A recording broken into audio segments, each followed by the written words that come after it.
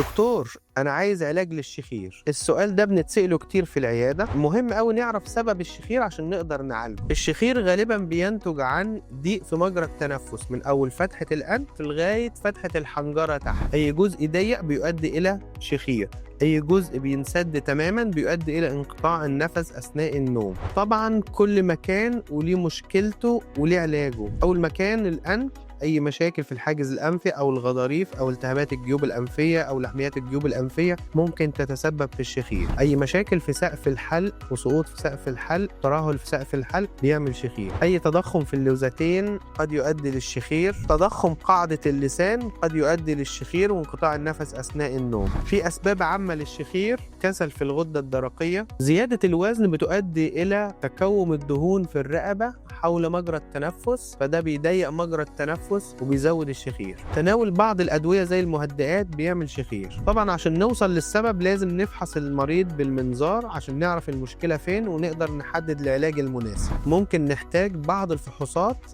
زي حاجة اسمها دراسة النوم أو بعض التحاليل. لأي أسئلة تقدر تسيبها في الكومنتات وهنرد عليها.